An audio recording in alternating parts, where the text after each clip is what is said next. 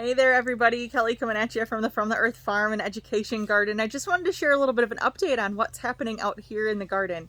So as you can see, I'm in my high, and things are still looking really amazing in here. We have a bunch of different things going on. We have tomatoes that are still putting on fruit. Some that are, it takes them a little bit longer to ripen this time of year, but are definitely coming along and getting there. Even some green ones up top. So that's kind of cool just to see how these tomatoes, even late in the season, can really keep growing out here. So that's just awesome that we'll still have some tomatoes as long as the weather allows. We did have a frost here over the weekend. So all of our outside stuff is pretty much done now with the exception of maybe some lettuce. But hey, that's okay. We had a really nice, good season. You can see we still have some of our cucumbers in here. They're definitely getting to the end of their days.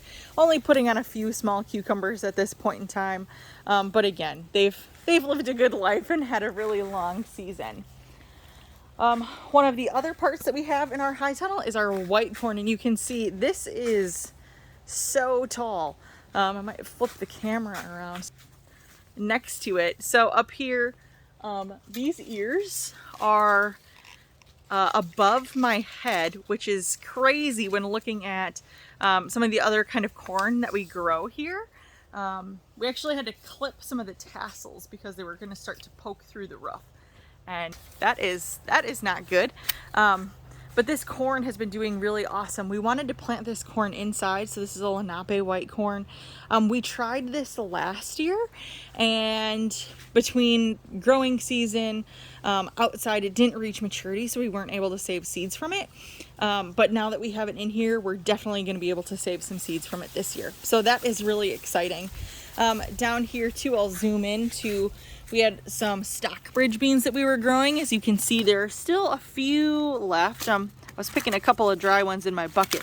We went through, I would say about a couple weeks to a month ago, and went through and did a majority of picking, came through another 2 weeks ago and picked some more. So now we're just sort of getting these beans as they dry. So what we're going to do with these is we'll get them out of their pods, and we'll have another video sometime soon about how we do that. And yeah, save these seeds for be able to share with the community for growing. We're going to be doing some of our own growing this year too. So that is really exciting. I'll put in the bucket. And then last but not least, our last little adventure that we have over here are a row of peppers. So these are still looking pretty nice as well.